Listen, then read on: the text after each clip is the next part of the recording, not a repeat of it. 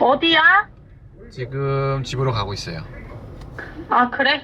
그러면은 건조기에 세탁물 꺼내줘. 40분 뒤에 끝나. 40분 뒤에 끝나요? 응. 아, 진짜. 너 때문에 내가 오늘 이불 빨래도 다 했거든? 여기 기집애야. 이불 빨래를 하셨어? 너무 힘들어. 오빠가 4년 동안 한 거를. 어이없네. 정말. 어이가 없어. 여기 와가지고 집안일 안 하면 너 끝나? 오빠가 얼마나 힘들었는지 조금이나마 알았겠네. 일단 빨리 알게 됐고 끊을게. 네.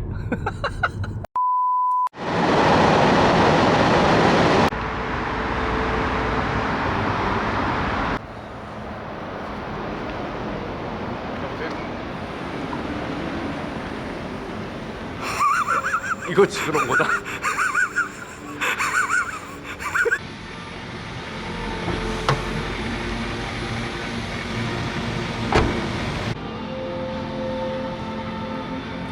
좀 발라야 되는데. 얼굴이 살벌한데? 미친놈아. 이게 이제 여기다가 얼음을 넣으면 되는데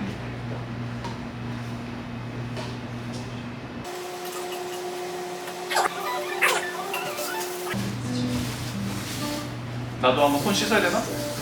아 개추 이 정도는? 이 정도는? 위생관념이 쓰레기네.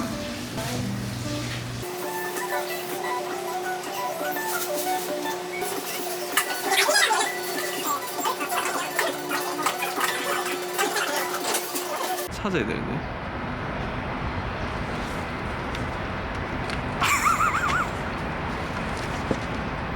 이거 높이가 딱 괜찮을 것 같아.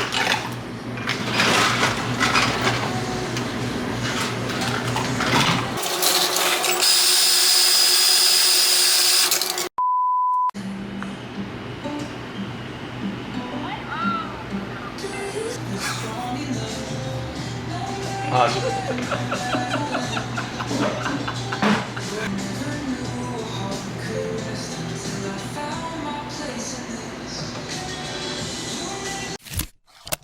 이걸 또 촬영한다? 예스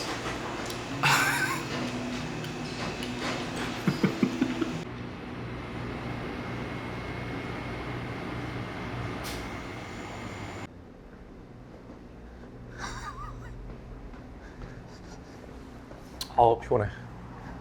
벌써 피곤하다? 어제 2시간 반 자고 골프 치고 아 5시간 술 마시고 골프 얘기도 해야 돼. 아니 술은 진짜 먹긴 먹은 건가 보지? 5시간 마셨어. 미쳤다 미쳤어. 1시부터 12시부터 5시까지. 술만 먹는 게 회계사다.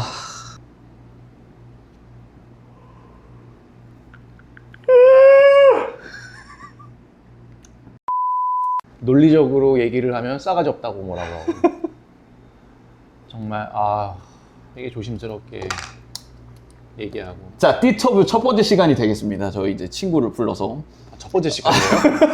첫 번째 시간이 되겠습니다. 자, 이제 저희가 뭐 커피랑 카페를 주로 다루는 채널이긴 한데 커피 맛이 카페마다 다 다른 것처럼 이제 인생살이도 그렇지 않겠습니까? 그래서 제 주변 지인들부터 해가지고 가능하면 최대한 많은 직업을 가지신 분들을 인터뷰하면서 어떤 일을 하고 어떻게 살아가는지 얘기를 해보려고 합니다. 일단 요 앞에 있는 친구는 저희 이제 오랜 친구이고 얼굴을 보시면 아시겠지만 그렇게 크게 추론이 되지 않는, 유추가 되지 않는 이제 직업을 갖고 있는 친구고, 오늘 본인이 갖고 있는 직업에 대해서 간단하게 설명을 하고, 또 그리고 이 직업을 하려고 원하시거나 아니면은 생각을 하고 계시는 이제 학생들이나 아니면은 대학생들도 많기 때문에 그런 분들한테도 좋은 시간이 될 거라고 생각을 합니다. 소개를 한번 하실까요? 저는 스스로를 굉장히 모험생처럼 생겼다고 생각하고 있는데 이상하게 주변 사람들은 저보고 양아치 같다, 날라리 같다 그렇죠. 라는 얘기를 많이 하는데요. 저는 지금 현직 공인회계사이고요. 약 15년 차 정도 된 이장권이라고 합니다. 반갑습니다. 저희가 이제 방송에 알려진 사람들도 아니고 과연 우리가 어디까지 얘기를 할 수 있을 것인가에 대한 얘기를 했었는데 어디까지 공개가 가능하실까요? 뭐 별로 유명하지도 않은 이 채널에서 제 주민번호까지 공개하겠습니다. 아무도 안 볼 것 같은데. 자, 어쨌든 이게 제 친구가 이제 회계사인데 저는 옆에서 이제 친구로서의 모습은 봤지만 사실 회계사로서의 모습은 그렇게 많이 보지 못해서 저도 재밌는 시간이 될 것 같은데, 어쨌든 뭔가 이 영상을 보시는 분들이 이제 간접 체험을 하실 수 있는 그런 시간이 되었으면 좋겠습니다. 자, 일단은 어렸을 때로 돌아가 보면 언제 처음 회계사를 하기로 이제 결정을 딱 하셨을까요? 이게 사실 저도 알고 있는 일화죠. 아마 대부분의 사람들이 어떤 특정 직업을 선택할 때 뭐 엄청난 계기가 있을 거라고 생각하지는 않아요. 저 또한 그랬고요. 그 어렸을 때 이제 굉장히 제 주변에 철없는 친구가 있었는데, 그 철없는 친구의 어머니가 그 철없는 친구가 평생을 철없이 사는 게 걱정이 됐는지 그 철없는 친구에게 이제 본인이 알고 계신 공인회계사분과 저녁 식사를 자리를 마련하게 됐어요. 근데 그 철없는 친구는 자기 혼자 가기가 또 뻘쭘했는지 그렇죠. 저를 데리고 갔고요. 그렇죠.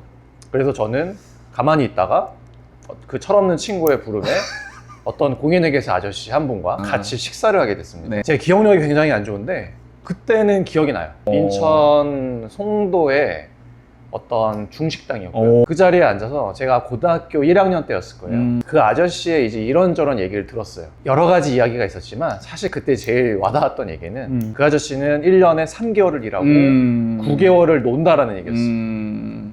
그 철없던 이제 고등학생의 머릿속에서는 3개월 일하고 9개월을 논다는 거에 굉장한 매력을 느꼈습니다. 느꼈다. 이 공인회계사라는 직업에. 그래서 그 아저씨는 남는 9개월을 시집을 쓰거나 음반을 내거나 본인의 이제 취미 생활을 갖는 아저씨였어요. 맞아요. 그래서 나중에 막 그 음악회도 한번 가고 막 그랬었던 것 같은데 그건 안 가셨나? 거기까지는 안 갔던 것 같아요. 나는 내가 갔나 보다 그러면. 네. 그 이제 근데 그 철없는 친구를 알고 계신가요? 되게 어쨌든 그 친구, 철없는 친구를 뭔가 이제 갱생하려고 어머니가 데려가셨는데 끌려간 친구가 갱생이 됐다. 그런 이야기네. 그렇다고 볼 수 있어요.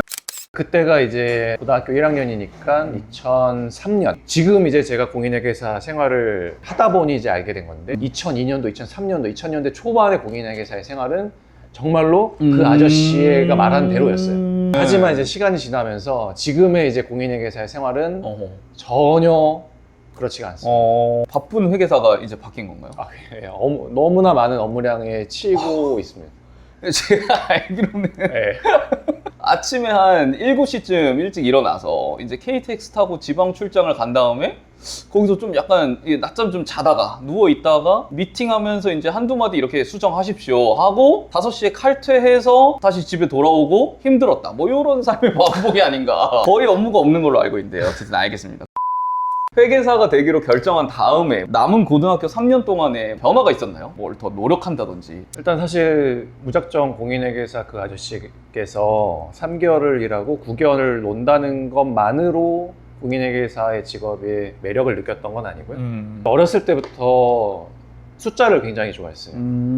산수, 수학, 과학 이쪽에 이제 이과 계열을 굉장히 좋아했었고, 과학 좋아했던 거 기억나는 거예요? 네, 아버지가 과학 선생님이기도 했고 어렸을 때부터 이제 과학 실험, 과학 동화 같은 잡지, 과학을 접할 일이 많았었어요. 숫자를 굉장히 좋아해서 막연하게 나중에 직업을 갖는다면 숫자를 다루는 직업을 갖고 싶다라는 생각은 갖고 있었어요. 하지만 공인회계사라는 직업이 회계이기 때문에 뭔가 숫자와 관련되어 있을 거다라고만 사실 생각을 했고, 깊숙하게 회계사가 어떤 일을 하는지는 고등학교까지도 전혀 몰랐습니다. 고등학교 이제 1학년 때부터 3학년까지 중간고사, 기말고사 시험 중에서 제가 수학만큼은 단 한 번도 100점을 놓친 적이 없어요. 물론 다른 과목들은 형편이 없었는데 수학만큼은 굉장히 좋아했습니다. 요걸 이제 만약에 학생들이 요거를 보게 된다면 회계사라는 직업이 되게 멋있는 직업이기도 하겠지만 본인한테 적성적으로 맞냐를 판단할 때 일단은 그래도 숫자를 좀 좋아해야 되지 않느냐. 그쵸. 어느 정도 숫자에 대한 감각은 있어야 될 거예요. 회계사 시험 자체가 숫자가 대부분인 시험인 거고, 숫자를 많이 다뤄야 되고, 숫자에 대한 감각이 또 뛰어나야 됩니다. 그 이외에 사실 필요한 것들이 너무나 많은데, 그래도 기본적으로 숫자는 좋아해야 되지 않을까라고 개인적으로 생각합니다. 그러면 이제 수학을 좋아한다는 것과 뭐 요거 말고 한두 개 정도 약간 나랑 맞는지 여부를 판단할 수 있는 기준이 있으면 뭘까요? 아무래도 이제 공인회계사 시험 기간 동안 수험 생활을 해야 되기 때문에 뭐 짧게는 1년, 통상 2년에서 3년, 또 그 이상의 이제 수험 생활을 하는 사람들이 많이 있는데 그 시간을 이제 버텨야 되기 때문에 공부를 할 수 있는 엉덩이를 가져야 된다고 생각해요. 엉덩이를 의자에 붙이고 책상 위에서 10시간, 12시간 이상 수험 생활을 버텨야 된다. 자, 그러면 이제 대학교 때로 넘어가 보면 좋을 것 같은데 대학교를 합격을 하셨겠죠? 일단 이제 고등학교 때 회계사가 되고 싶다라는 생각을 하고 나서 회계사가 되기 위해서 어떻게 해야 될까라고 나름대로 생각을 해봤어요. 근데 지금 이제 말씀드린 것처럼 고등학교 때 특별히 뭔가를 회계사를 하기 위해서 더 추가적으로 해야 되는 건 없었어요. 다만 이제 제가 어떤 대학교, 어떤 전공을 선택할지에 대해서는 이제 영향을 미쳤죠. 그 당시에 이제 검색을 해봤을 때 공인회계사를 제일 많이 배출한 대학과 학과가 어디인지를 좀 검색을 해봤고요. 그리고 그 학교와 학과를 지망을 했습니다. 운이 좋게도 제가 원하는 학교와 학과에 합격을 했고 1, 2학년 때는 뭐 열심히 생각 없이 열심히 놀았습니다. 보통 대학생들처럼. 저는 이제 경영학과를 졸업을 했는데 대부분의 회계사들은 경영학과에서 많이 배출이 되긴 해요. 사실 공인회계사 시험을 볼 때 자격 요건으로 학과를 보진 않습니다. 다만 공인회계사 시험에 응시하기 위해서는 그 공인회계사 시험에서 요구하는 수업을 들어야 돼요. 특정 과목의 특정 학점을 이수를 해야 회계사의 시험에 응시할 수 있는 기회가 주어지는데요. 뭐 예상하시다시피 회계, 세무, 경영, 경제, 상법 이런 쪽에 이제 학점 이수가 되어야 됩니다. 대학교 때. 물론 이제 대학교가 아니더라도 여러 가지 이제 학점은행제라는 제도를 통해서 이수를 할 수도 있지만, 근데 그런 과목들을 굳이 일부러 회계사를 위해서 그렇죠. 이수하기보다는 자연스럽게 자기의 전공을 들으면서 이수하게 되는 학점으로도 대체할 수 있으니 대부분의 경영학과에서는 이런 과목들이 이제 기본적으로 졸업하기 위한 필수 학점이다 보니 수업을 듣다 보면 자연스럽게 공인회계사에 응시할 수 있는 기회가 주어지게 되고, 그래서 많은 친구들이 회계사에 대해서 관심이 없고 그냥 경영학과에 이제 입학을 했는데 학점을 듣다 보니 자연스럽게 공인회계사 응시할 수 있는 기회가 주어지게 되고, 그래서 공인회계사를 응시를 하고 공인회계사가 되는 친구들도 꽤 많이 있습니다. 그럼 아까 그 파트 1에서 얘기를 못했지만 이제 고등학교 학생들이 그 과를 결정할 때는 경영 쪽을 선택하면 제일 좋겠네요. 맞아요. 그래서 이제 1, 2학년 때는 다른 대학생 마냥 놀았고, 하지만 네. 어쨌든 여기서도 회계사에 대한 생각은 계속 갖고 있었고. 그렇죠. 네. 그쵸? 그 생각이 바뀌진 않았어요. 그럼 이제 언제부터 본격적으로 좀 거기에 뛰어들게 됐을까요? 이제 대학교 언제쯤부터 이 시험의 과정, CPA라고 불리는. 사실 이제 1학년, 2학년 때 열심히 놀면서 회계사가 되기 위해서 어떻게 접근을 해야 되는지를 고민을 안 했어요.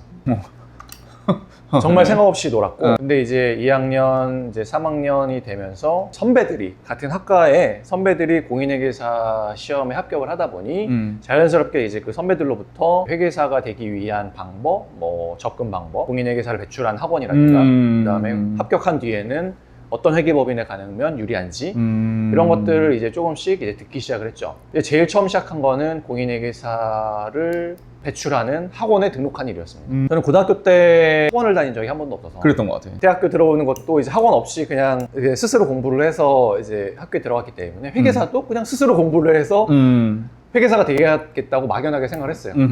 근데 막상 이제 그 준비를 시작하다 보니 학원 없이, 전문 학원 없이 혼자서 공부를 시작하는 거는 너무나도 어렵더라고요. 불가능하다. 돌아보니까 불가능하다. 최대한 빠르게 회계사에 합격하기 위해서는 전문 학원을 들어갈 수밖에 없겠다라는 결론에 이르렀고 3학년 1학기까지 학교를 다니고 3학년 이제 2학기부터 휴학을 하고 공인회계사 전문 학원에 등록을 했습니다. 네. 그다음에 이제 제가 그 당시에는 조금 제 개인적인 일로 이제 연락이 좀 이렇게 많이 만남이 없었던 시기였는데, 제가 이제 기억하는 거는 그 공부가 너무 빡세서 머리가 다 빠져서 대머리가 됐다. 그 정도의 얘기만 제가 알고 있는데 거의 대머리 되는 수준의 스트레스를 느꼈다. 근데 제가 그 실제로 본 적은 없었으니까.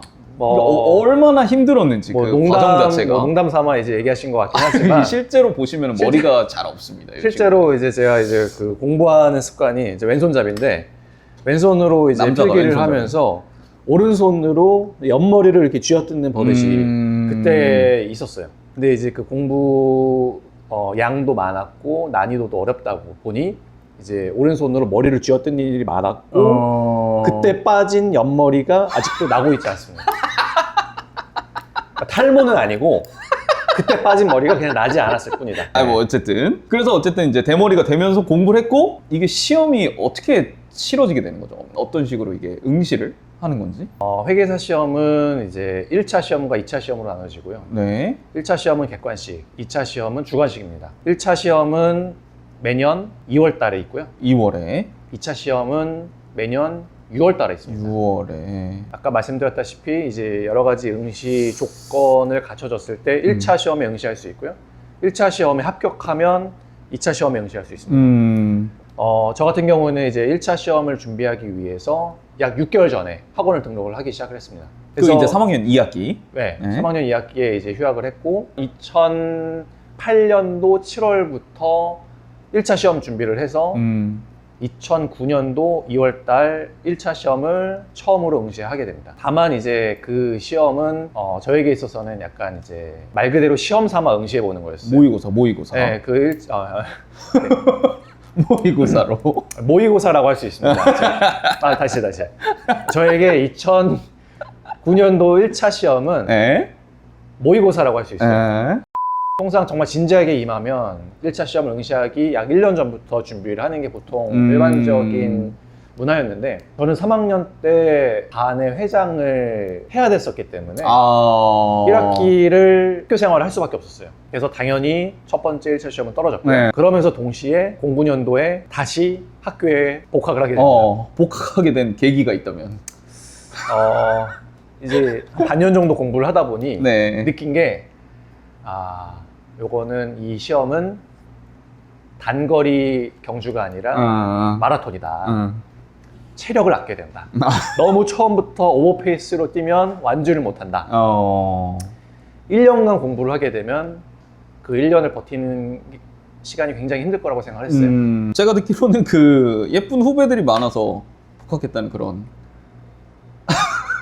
예, 그런 뭐 소문도 좀 있는 것 같은데. 그죠 학교가 좋아서 복학을 했다. 네, 저는 학교를 굉장히 사랑했고 대표이기도 했으니까. 2학기 때 그러면 다시 휴학을 한 거죠. 다시 휴학을 해서. 그때부터는 정말로 이제 진지하게 시험에 응시를 했어요. 사실 그 첫 번째 시험 볼 때는 어떤 과목이 있는지도 사실 잘 모르고 공부를 시작을 했어요. 합격하기 위한 기준도 몰랐어요. 그러니까 막상 공인회계사가 되고 싶다라고 생각을 올 몇 년을 해왔지만 공인회계사가 되기 위한 구체적인 액션 플랜은 사실 없었죠. 그냥 뛰어들고 나서 몸으로 그냥 겪으면서 깨달았습니다. 참 인생이 그런 것 같아요, 진짜. 계획한 대로 안 되고. 맞아요. 뛰어들어서 뭘 해야 뭔가 되는, 사실. 큰 그림은 그렸지만 사실 이제 디테일한 계획은 없었던 거죠. 그래서 어찌됐든 이제 다시 두 번째 이제 2차 시험을 준비를 하면서부터는 체계적으로 이제 공부를 시작을 했고요. 궁금한 게 그럼 그때도 학원을 다녔나요? 그때도 학원 다녔어요. 학원은 필수네. 다만 이제 뭐 학원의 얘기만 하자면 또 한 시간이 필요할 것 같은데 이제 그거는 뭐 기회가 되면. 네. 그래서 어쨌든 다시 공부를 시작했고 그 다음 해 2010년 2월 그 1차 시험에 다시 응시를. 네, 두 번째 이제 응시를 하게 된 거고 그때는 이제 1차 시험을 합격을 했습니다. 근데 이게 어떻게 보면 6개월만 공부해서 합격한 거 아닙니까?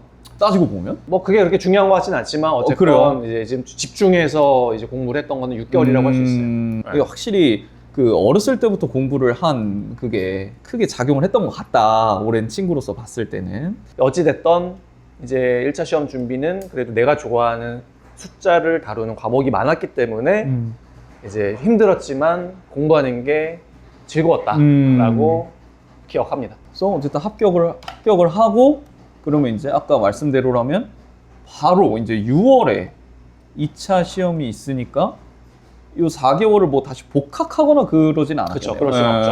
1차 시험을 합격을 했기 때문에 1차 시험 응시하고 나서 합격자 발표가 날 때까지 약간의 시간이 있는데 그동안에 이제 2차를 가기 위한 준비를 할지 혹은 나는 떨어졌다고 생각하고 학교에 다시 복학을 할지 이 판단의 기로에 서는데요. 그 첫 번째 이제 1차 시험을 응시했었을 때는 무조건 떨어졌다고 생각을 했기 때문에 당연히 복학을 하려고 했고 이제 두 번째 이제 1차를 봤었을 때는 합격했을 것 같다라는 생각에 이제 바로 2차 시험 준비에 들어갔어요. 그럼 1차랑 2차랑 준비하는 거는 많이 달랐나요? 이게 주관식이라고 아까 하셨는데. 네, 객관식이고 주관식인데 과목이 좀 또 달라요. 1차 시험은 이제 공인회계사가 되기 위한 그 좀 기본 지식의 수양이라고 한다면 2차 시험은 좀 더 전문화. 그렇기 때문에 이제 시험 방식도 주관식이거든요. 거기에 이제 2차 시험에서는 회계 과목에 이제 좀 더 집중이 되어 있고요. 그래서 1차 시험 공부한 게 당연히 2차 시험에도 도움이 되긴 하지만 2차 시험을 위한 공부를 또 별도로 해야 됩니다. 그리고 이제 2차 시험은 총 5과목을 보는데 과거에는 이제 한 번에 그 5과목을 모두 합격을 해야 됐는데 중간에 시험 제도가 한번 바뀌면서 부분 합격제 제도가 생겼고요. 그 5과목 중에서 일부분만 합격하더라도 그 나머지 떨어진 과목은 그 다음 1년 뒤에 2차 시험에서 응시를 할 수 있고 합격을 하게 되면 최종적으로 회계사가 될 수 있습니다. 그럼 뭐 5개 중에 2개만 합격하면 이 2개 공부는 더 이상 안 해도 되고. 그렇죠. 그건 좋네요. 네. 그래서 어떻게 되셨죠? 실제 시험을 보시고. 저는 이제 운이 좋게도 첫 번째 이제 2차 시험에서 5과목을 전부 다 합격을 해서 2010년도 여름에 회계사 시험에 합격했습니다. 근데 그렇게 1, 2차를 동시에 그렇게 짧은 시간에 합격을 하는 경우가 많이 있나요? 제가 이제 회계사 시험 공부를 위해서 학원에 들어갔을 때 학원에는 정말 다양한 배경의 다양한 학교 학생들이 이제 모이는데 저는 나름 이제 제가 공부를 잘 한다고 생각했음에도 불구하고 굉장히 뛰어난 친구들이 많았어요. 한 번 공부한 것들은 절대 잊지 않는 친구들이 있었어요. 그런 친구들은 정말 1년 안에 합격을 하고 나가는 경우를 많이 봤고요. 저는 그래도 처음에 이제 공부했던 시기까지 합치면 1년 반 정도를 공부를 한 건데 그 정도만 해도 굉장히 사실 빨리 합격을 했다라고 그쵸. 생각을 합니다. 왜냐면 이걸 준비하시는 분들도 지금 있을 거고 아니면 꿈꾸는 분들도 있을 텐데 장권 씨의 합격 상황 자체는 굉장히 뭐라고 표현해야 될까요? 일반적이지 않다라고 생각이 드는데 요거를 이제 보시는 분들이 나도 좀만 노력하면은 1년 반에서 2년을 할 수 있다라고 생각을 하는 게 맞는 건지 그게 좀 궁금해서. 저는 운이 좋아서 1년 반 정도에 합격을 했지만 통상적으로는 이제 2년에서 3년 정도는 걸리는 것 2년에서 같아요. 3년. 냉정하게는 그렇게 잡는 게 맞다. 근데 사실 그 2년에서 3년도 되게 짧은 편이다. 그렇죠. 그러니까요. 그리고 이것도 거의 올인하듯이 공부를 해야 되는 거 아닌가? 그쵸. 2, 3년을. 네, 그럼요. 그렇죠. 네. 이게 절대 쉬운 게 아니다. 그러면 이게 그 합격 순간은 기억이 나나? 대학교처럼 인터넷에 들어가서 합격자 명단을 쳐보는 건가요? 그렇죠. 9월 초에 합격자 발표가 뜨는데 9월이다 보니까 학교에 이제 복학을 했을 때죠. 남은 학기를 이제 다니고 있는데 당연히 전 떨어질 줄 알았어요. 2차 공부할 시간이 굉장히 부족했거든요. 넉 달 정도밖에 시간이 없다 보니 다음 시험을 그럼 어떻게 준비를 할까 이제 이걸 생각을 하고 있었고 그래서 합격자 발표 날에도 그 전날 술 많이 마시고 합격자 발표 날에 집에서 늦게 일어났어요. 근데 내 친구가 대학교 친구가 먼저 검색을 해서 너 이름이 있다 확인을 해봐라 라고 이제 연락이 왔어요. 근데 동명이인이 있을 수 있으니까 그 수험 번호를 확인해야 돼요. 내 수험 번호. 내 수험 번호를 이제 확인을 해서 했더니 이제 실제로 이제 합격자 명단에 제 수험 번호와 이름이 올라가 있더라고요. 눈물을 흘렸나? 눈물까지는 아니었지만 굉장히 기뻤습니다. 이렇게 빨리 끝날 줄은 몰랐거든요. 수험 생활이. 그러면 이제 그 합격하고 나서는 남은 생활은 어떻게 하고 대학 생활이 마무리된 거죠, 그러면? 남은 생활은 이제 더 이상 열심히 다닐 필요가 없다 보니 그 전 학기도 열심히 다니지는 않았고 열심히 놀았지만 이제 그 다음 학기들은 뭐 이제 학사 경고도 맞고 맞아보고 뭐 F도 한번 맞아보고 할 수 있는 건 대학에서 할 수 있는 건 다 해보고 모든 걸 해보고 졸업을 했습니다. CC도 해보시고 CC에 몇 차례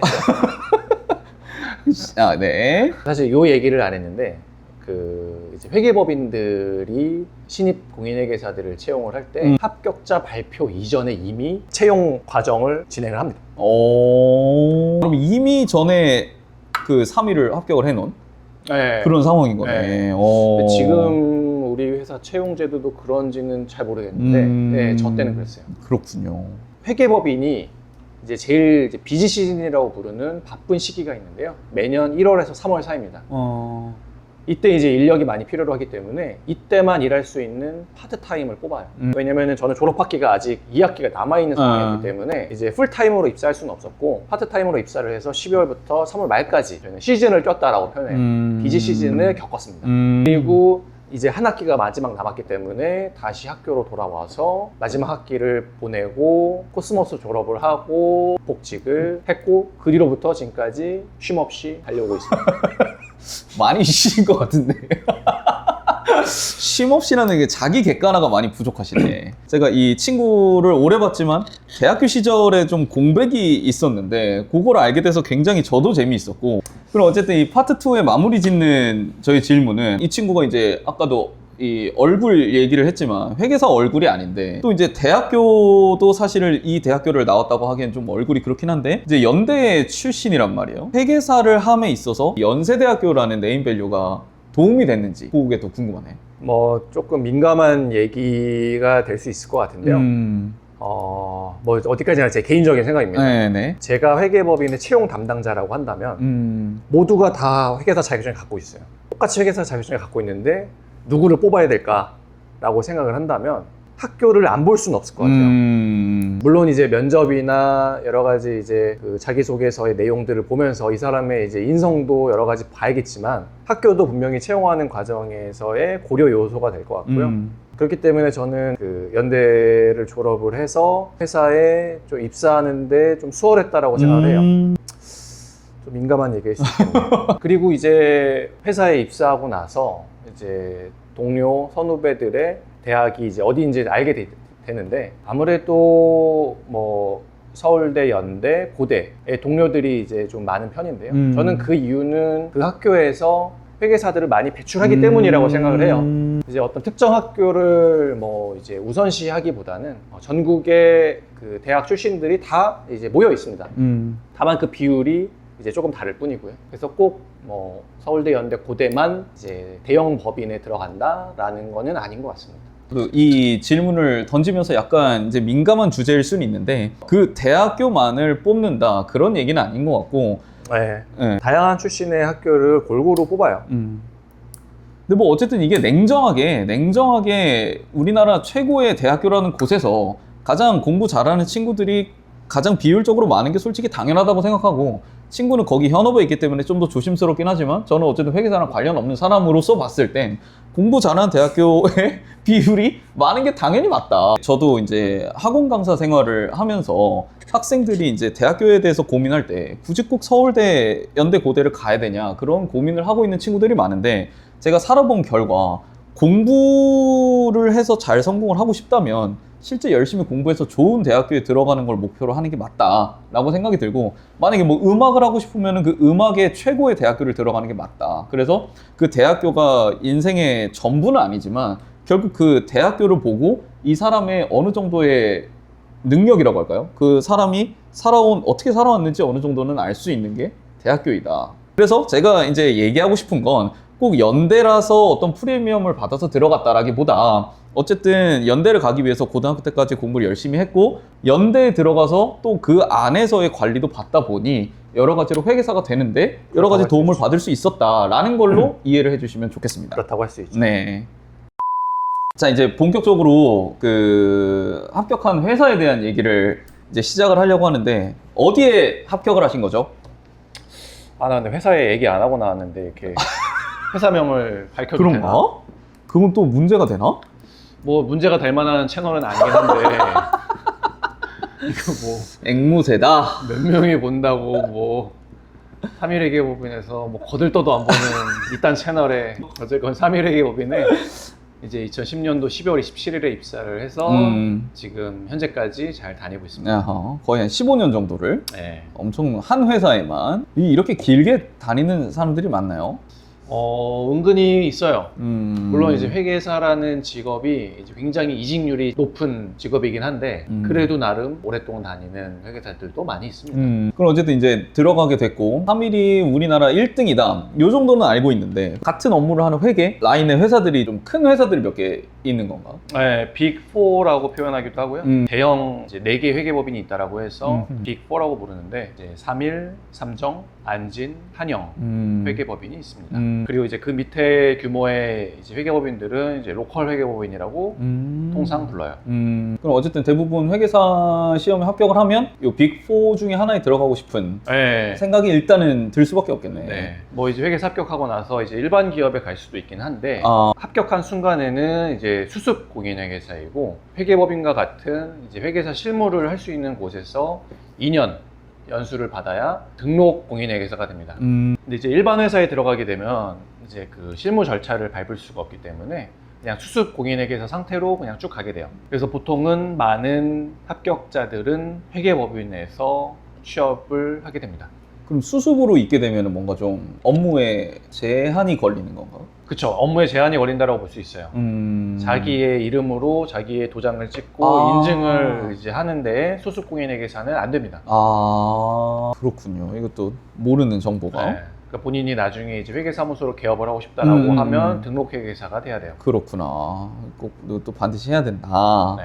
그럼 어쨌든 이제 3일이라는 곳에 들어가서 본인이 꿈꿨던, 상상했던 어떤 일의 모습이 있었을 텐데 네. 그거랑 일치를 했는지 아니면 뭐 전혀 달랐는지. 일부분은 일치를 했고 일부분은 또 전혀 이제 상상치 못한 그런 이제 업무 환경이었어요. 그럼 일단 일치했던 건 어떤 것이었을까요? 일단 숫자를 다룬다라는 거, 계산이 많고 프로그램 중에서는 엑셀을 그냥 밥 먹듯이 써요. 엑셀이 중요하겠네. 네. 엑셀을 정말 좋아하는 엑셀의 신인 것 같아요. 엑셀을 정말 잘 다룹니다.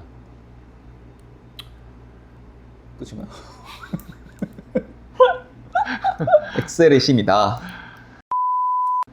숫자를 다룬다라는 점, 그 다음에 공인회계사 시험 준비를 하면서 여러 가지 공부했던 과목들이 이제 실제로 실무에 이제 펼쳐지는 모습을 봤을 때 신기하기도 하고 재밌었어요. 반면에 예상치 못했던 것들은 회계사라고 하면 이제 사무실에 앉아서 그냥 컴퓨터 앞에서만 업무를 하는 거다라고 생각을 했는데 회계사라는 직업은 이제 B2C 사업은 아니고 즉 일반 소비자들을 대상으로 하는 직업이 아니라 기업들을 주로 상대하는 직업인데요. 그러다 보니 저희가 고객사라고 부르는 기업의 회계, 세무 담당자분들을 이제 주로 만나게 되고 그 과정에서 이제 회계사라는 직업이 이제 숫자만 다루는 게 아니라 이제 정말 이제 사람 대 사람, 인간관계가 굉장히 중요하다라는 거를 처음으로 느꼈습니다. 이 부분은 이제 회계사를 꿈꾸시는 분들이라면 뭐 나는 숫자를 좋아하고 공부를 잘하니까 해봐야지라고 했다가 지금 사람 대 사람을 만나는 일을 한다고 딱 들었을 때 그건 어떤 부분인지 궁금해 하실 수도 있을 것 같아요. 그 설명을 위해서라면 이제 회계법인이 주로 하는 이제 업무 분야에 대해서 설명을 해야 될 것 같은데 사실 회계사가 할 수 있는 일이 너무나 폭넓은데요. 그냥 크게 이제 얘기를 하면 회계 감사, 세무, 그리고 기업 구조조정 이렇게 세 가지의 좀 분야로 나누고 있어요. 그래서 이제 각 분야에 맞춰서 전문성을 갖추고 있는데요. 회계 감사라고 하면 이제 어떤 특정 기업의 재무제표가 적정한지 여부를 감사하는 회계 감사이고요. 세무면 모든 기업들은 이제 세금 신고를 해야 되는데 그 세금 신고를 도와주는 부서라고 할 수 있고, 기업 구조조정은 여러 가지 이제 회사의 지배 구조를 변화시킨다거나 합병, 분할 같은 과정들을 지원해주는 부서라고 할 수 있습니다. 이제 저는 이제 세무 부서에 소속이 되어 있고요. 그렇다라고 하면 이제 우리 회사의 세무를 계산하는 게 아니라 고객사의 세무를 계산해주는 업무를 하게 되죠.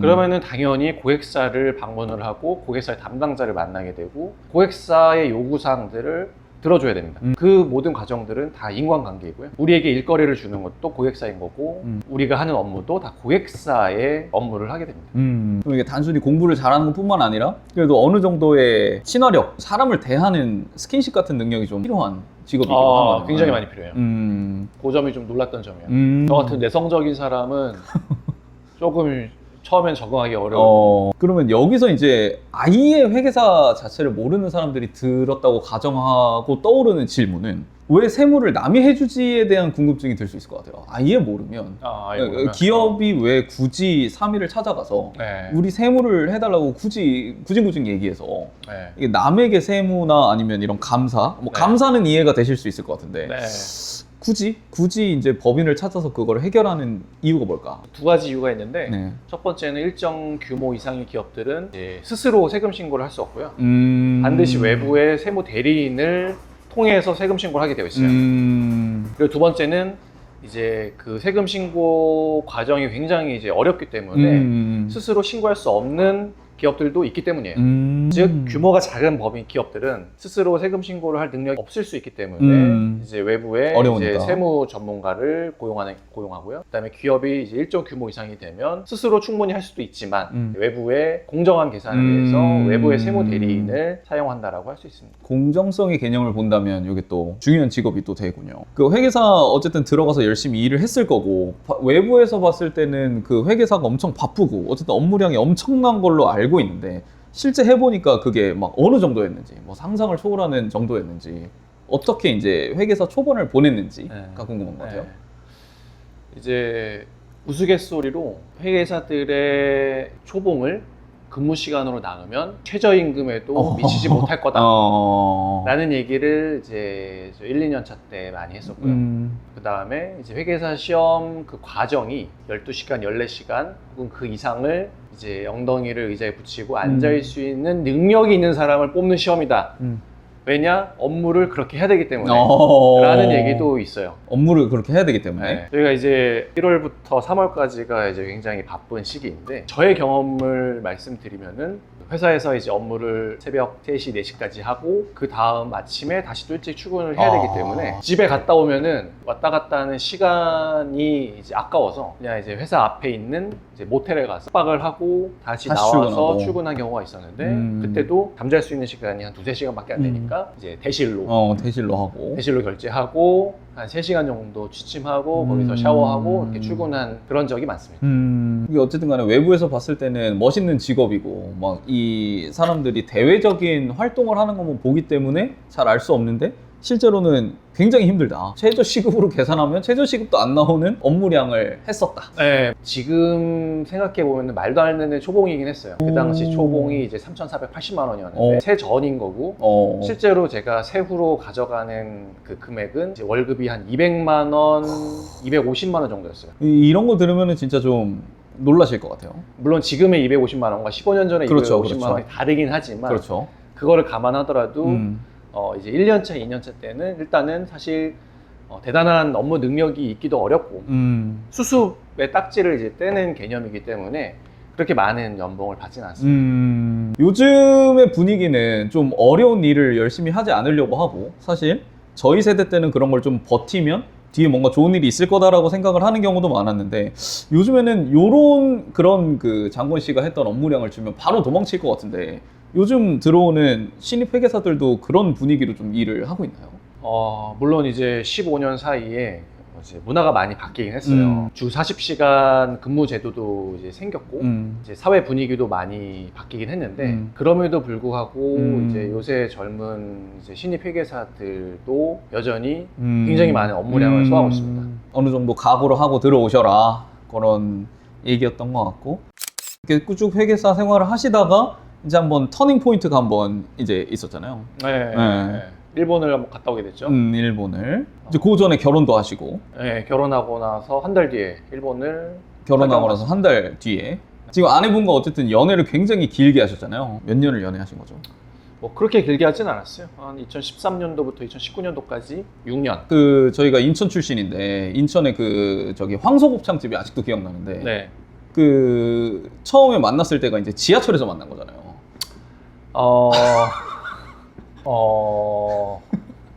밤이 아니라 이제 아침에 네, 출근하던 지하철이었고요. 이제 굉장한 미녀가 이제 굉미. 저의 앞에 이제 앉아 있었고 전혀 모르는. 그렇죠? 처음 보는 사람이. 보는 사람이죠. 처음 보는 사람인데 갱미였다. 굉장한 미인이었고 그 여자분이 이제 책을 이제 무릎 위에 올려놓고 있었는데 책 이름이 이제 미국 세법에 관한 책이었어요. 그리고 이제 아까 말씀드렸다시피 제가 세무 쪽에서 근무를 하고 있기 때문에 일단 공통점이 있겠다라는 생각을 했고 지하철 안에서 굉장히 많은 고민을 했습니다. 말을 걸어야 되나? 그녀에게 말을 걸까 말까. 당연히 제가 태어나서 출근길에 지하철 안에서 말을 걸어본 적은 없어요. 그래서 맨정신이라면. 네. 근데 그날만큼은 이 말을 걸지 않으면 왠지 평생 후회할 것 같다라는 뭔가 느낌이 왔어요. 저 운명론자가 아닌데 첫눈에 사랑을 빠진다는 것도 믿지 않았는데 그날은 뭔가 좀 달랐어요. 그래서 이제 많은 고민을 하다가 그분이 지하철에서 내릴 때 저도 따라 내렸고 적절한 타이밍에 이제 말을 걸려고 했는데 지하철 이제 환승역에 사람이 굉장히 많았기 때문에 눈치를 계속 보다가 어쩔 수 없이 이 수많은 인파 속에서 그녀를 더 이상 잃기 전에 말을 걸었고요.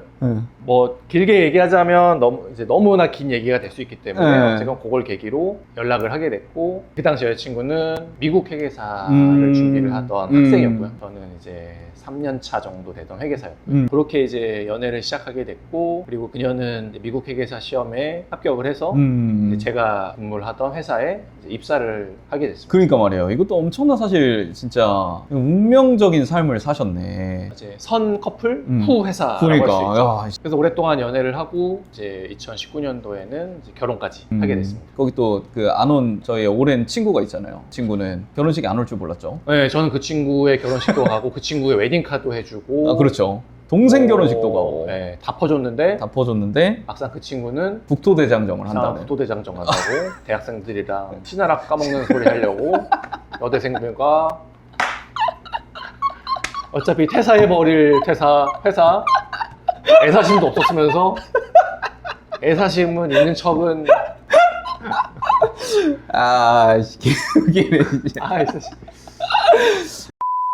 아, 어쨌든 그 저희 인천 그 선악의 황소곱창집을 진짜 잊을 수가 없어요. 와가지고 그 저기 지금의 아내를 만나고 왔다는 그런 얘기를 저랑 둘이 술 먹으면서 하면서 정말 그렇게 조커처럼 웃은 다음에 그 다음부터 이제 안 만나기 시작했습니다. 재미가 없어가지고 어쨌든 그 사랑에 빠져서 지금까지 지금 거의 하인으로 살고 계시잖아요. 이게 뭐 지지라 그러면 짓는 수준으로 살고 계시던데 지금 요즘에.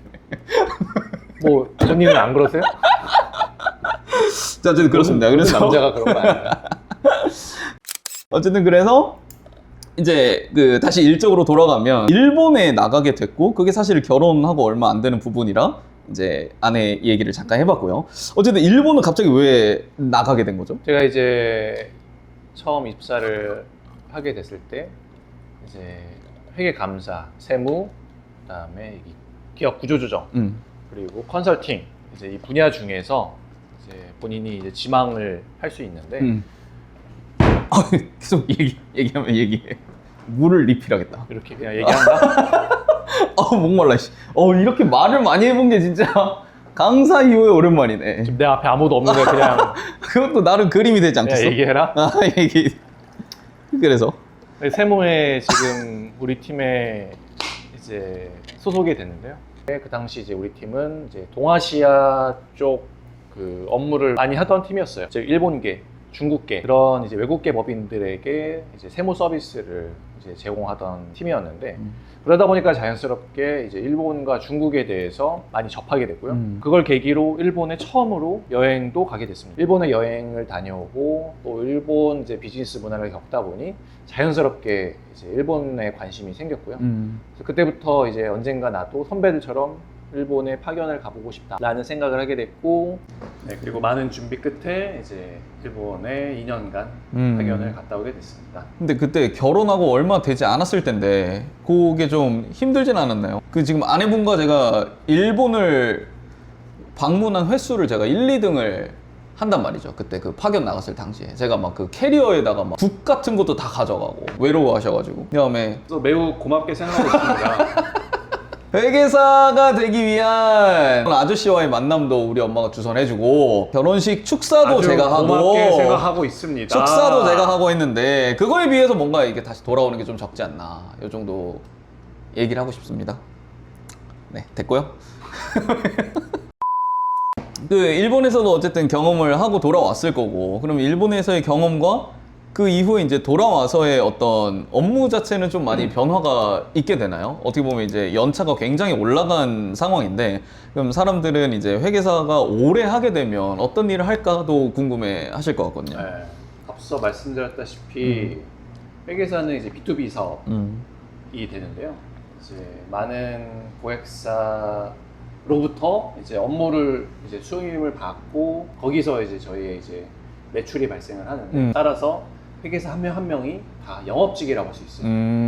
영업직이면서 동시에 실무도 하는 전문직인 건데 좀 저연차 주니어 시절에는 이제 좀 실무적인 레벨을 많이 하게 되고요. 조금 어느 정도 연차가 올라가면서 역할이 영업 쪽으로 조금씩 바뀝니다. 만약에 이게 회계 사무소를 차렸다라고 하면 상상한다면 뭐 일거리가 있어야 이제 업무를 할 텐데 일단 일거리를 따와야겠죠. 다만 이제 대형 법인에 소속이 되어 있기 때문에 주니어 시절에 제가 이제 뭐 일거리를 가져온다거나 할 수는 없고 선배들이 가져온 일거리를 실무적으로 검토하고 하고 그렇게 이제 수익이 창출이 되는 건데요. 이해가 됩니다. 네, 지금 이제 저는 이제 좀 어느 정도 연차가 쌓이다 보니 영업을 많이 해야 되는 그런 위치에 있습니다. 네, 아무래도 이제 엑셀 작업 또 시간이 많이 들어가는 작업들은 좀 주니어 회계사들이 많이 하고요. 그렇게 해서 좀 정리를 해서 저에게 보고를 해주면 제가 이제 다시 한번 리뷰를 하고 검토를 하고 물론 저도 이제 선배 회계사들이 또 많이 있기 때문에 또 선배 회계사들에게 또 리뷰를 올리고 여러 단계를 이제 거치면서 이제 실수 없이 꼼꼼하게 업무를 수행하고 있습니다. 이게 사실 우리가 친구지만 서로의 일에 대해서는 자세히 몰랐는데 오늘 얘기를 듣고 보니 뭔가 그런 과정들 그리고 회사가 어떻게 굴러가는지 좀 느낌이 오는데 네. 어쨌든 그러면은 요 다음 계획이라고 해야 될까요? 그러니까 이 장권 씨 그 다음의 연차의 모습은 어떤가요? 목표라고 해야 될까요? 최종 꿈이라고 한다면 이제 3일회계법인에서 굉장히 오래 다녔기 때문에 3일회계법인에 이제 임원이 되는 게 꿈이라고 할 수 있어요. 이제 회계법인에서 임원들 이제 흔히 파트너라고 부르는데 아하. 사실 뭐 저는 뭐 특별한 재주가 있는 것도 아니고 그냥 한 자리에서 그냥 꾸준하게 그냥 성실하게 묵묵하게 하는 게 제 특기라고 생각하기 때문에 다니고 있는 회사에서 이제 파트너까지 되는 게 최종 꿈이라고 할 수 있습니다. 뭐 이렇게 개인으로 뭔가를 차리는 분들도 상당히 많은데 그런 거에 대한 맞아요. 뭐 욕심이나 꿈은 없는지. 맞아요. 사실 이제 저랑 같이 일을 했던 많은 선배 회계사, 동료 회계사, 후배 회계사들이 많이 이제 자기 개인 사무소를 차려서 이제 본인의 이제 비즈니스를 하고 있는 회계사들이 많이 있는데요. 그런 분들은 정말 능력이 뛰어나요. 사람 만나는 것도 좋아하고 물론 이제 회계 세무 지식도 뛰어나고 저는 뭐 저를 어디 불러주는 것도 없고 저는 지금 이 회사에서 이제 저의 퍼포먼스를 최대한으로 보여줄 수 있다고 생각하기 때문에 지금 아직까지는 잘 다니고 있습니다. 그렇군요. 알겠습니다.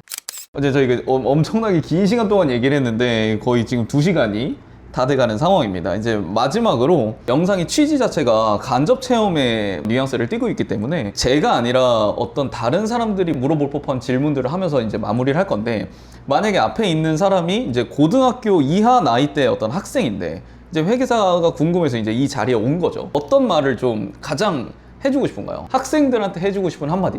지금까지 이렇게 설명한 시간이 무색해질 수도 있긴 한데 회계사가 하는 일에 대해서 정말 디테일하게 알았다라고 하면 저는 회계사를 꿈꾸지 않았을지도 모르겠어요. 고등학생의 레벨에서는 그 직업이 갖는 그냥 이미지로서 접근을 해도 충분하지 않을까 하는 생각이고요. 사실 저 또한 굉장히 좀 단순한 이유로 회계사가 되고 싶다라는 것도 생각을 했었고요. 그리고 제가 드리고 싶은 말씀은 꿈은 최대한 단순하게 꿔라. 단순하게 꿔도 괜찮다라는 말씀을 드리고 싶습니다. 알겠습니다. 그러면은 두 번째로는 만약에 여기 앞에 있는 사람이 대학생이라면 회계사를 준비하는 대학생이라면 어떤 뭐 조언을 해주고 싶을까요? 사실 대학생들이 가장 좀 궁금해할 것 같긴 해요. 실제 이제 그 문턱 앞에 와 있으신 분들도 있을 거고 어쨌든 직업을 결정해야 되는 순간에 더 있기 때문에 어떤 좀 조언이나 얘기가 있을까요? 대학생이라고 한다면 일단 이 회계사 수험 생활을 최대한 빨리 끝내야 됩니다. 길어지면 길어질수록 매너리즘에 빠질 수도 있고 최대한 단시간에 집중해서 이제 수험 생활을 보내고 어떤 본인이 정해둔 기간이 경과하면 과감하게 포기하는 것도 좋을 거라고 생각을 해요. 제 주변 친구들 중에 회계사 공부를 했지만 합격하지 못한 친구들도 그 수험 기간의 시간을 이제 자양분 삼아서 지금 또 자기의 분야에서 훌륭하게 사회생활을 하고 있거든요. 회계사만이 꼭 인생의 정답은 아니다라고 말씀드리고 싶습니다. 그렇군요. 내 밥그릇을 뺏지 마라. 더 이상 새로 올라오는 경쟁자가 없었으면 좋겠다 이런 얘기고 그다음에 이제 마지막으로는 회계사 이제 주니어라고 아까 표현을 하셨는데 그 주니어 분들 아무래도 그분들이 현실적으로 제일 어려울 것 같아요. 실제 업무에 뛰어들었는데 생각한 것보다 많은 업무량을 받고 좋아하는 일이긴 하지만 어쨌든 어려움을 겪고 있는데 고기를 잘 넘어가면 또 이제 장권 씨처럼 그 다음을 꿈꿀 수 있는 건데 그 단계에 있으신 분들을 마지막으로 뭔가 얘기를 해준다면 꼰대 발언일 수도 있긴 하지만 주니어 시절에 고생을 해야 그 이유가 좀 편해질 것 같아요. 주니어 시절 때 편한 거를 찾으려고 하면 시니어가 돼서도 굉장히 이제 고생을 많이 할 거예요. 저도 사실 주니어 시절에 편한 걸 많이 찾았어요. 어떻게든 일을 좀 덜 하려고 노력을 했고 남들보다 더 좀 쉬고 싶어 했고 근데 그래서 지금 고생하고 있는 것 같고 할 때 뭐 조금이라도 어렸을 때 좀 고생을 하는 게 고생해서 낫다.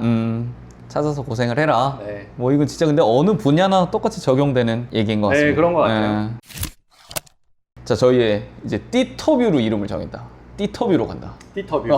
띠터뷰 괜찮지 않나? 이제 카페 띠한 만큼 굉장히 어제는 첫 띠터뷰가 끝났습니다. 어떠셨나요? 사실 우리가 진짜 처음에도 말했지만 뭐 연예인도 아니고 뭐 이런 카메라 앞에서 얘기할 계기 자체가 없는데 개인적으로 어땠는지. 뭐 유명한 채널도 아니라서 뭐 전혀 뭐 긴장도 안 되고 부담도 안 됐고요. 아무 생각 없이 그냥 와서 제가 이제 어떻게 최근 20년간 어떻게 살아왔는지를 이제 말씀을 드렸는데 덕분에 저도 다시 한번 제 인생을 되돌아보는 계기가 되었고 또 뭐 얼마나 많은 분들이 이 영상을 볼지 모르겠지만 네네. 뭐 그래도 적어도 5명은 보지 않을까. 뭐 그 5분에게 조금이나마 도움이 되었으면 좋겠습니다. 좋습니다. 뭐 저기 아내한테 하고 싶은 말씀 없나요? 사랑합니다. 네네네. 이런 거 편집하겠습니다. 어쨌든 이 영상을 시작으로 제 주변에 다른 다양한 직업을 가지신 분들이 있는데 그 분들한테 이 영상을 보여주면서 이제 섭외를 할 텐데 그 섭외가 잘 될지 모르겠습니다. 자, 어쨌든 저희가 이제 다음 영상으로 또 준비를 하고 이제 인터뷰 같은 이 띠터뷰는 따로 이제 계속 올리면서 본연의 이제 카페나 커피에 대한 얘기도 많이 올려보도록 하겠습니다. 자, 그럼 영상은 여기까지. 가시죠. 안녕. 왜 이렇게 웃어요? 쟁돌이에요. 아, 놀이가 웃는 거야? 네. 꽃님이가 좋댔고 말했어.